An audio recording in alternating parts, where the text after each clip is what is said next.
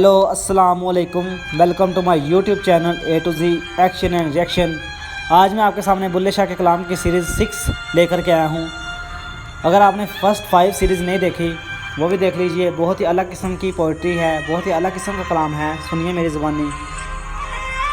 रात पवे ते बेदर्दा नू, रात पवे ते बेदर्दा नू, नींद प्यारी आवे, दर्दमंदां नू याद सजन दी सुत्तियां अन जगावे।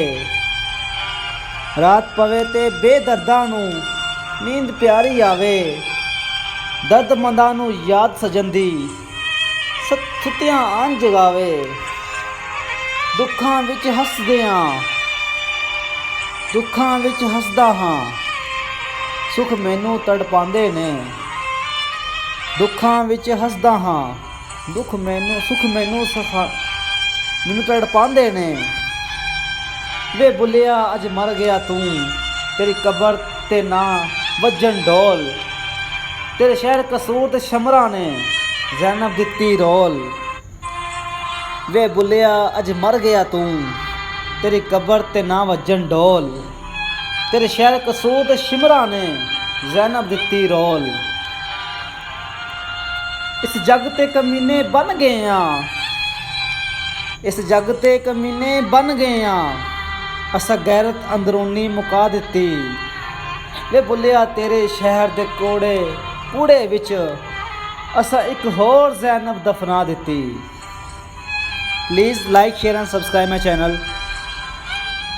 इस जग ते कमीने बन गए हैं, असा गैरत अंदरूनी मुका दित्ती। वे बुलिया तेरे शहर दे कूड़े विच असा एक होर ज़ैनब दफना दित्ती। तू ना आया दर ते क्यों बदनसीबा, हज़ारा रंगां विच रंग दे मुहम्मद। मस्जिद आखो मंदिर आखो, भावें आखो गुरुद्वारा, सब दे अंदर वही वसदा, बस बाहर मटी दा गारा। मस्जिद आखो मंदिर आखो, भावें आखो गुरुद्वारा, सब दे अंदर ओही वसदा, बस बाहर मट्टी दा गारा। भुखियां दा ना मजहब कोई, भुखियां दा ना मजहब कोई, ना कोई जातां पातां, ना कोई इश्क प्यार मशूकी, ना दिन चढ़िया ना रातां। गोडे गिट्टे मल मल धोइए, दिलों न गई पलीती।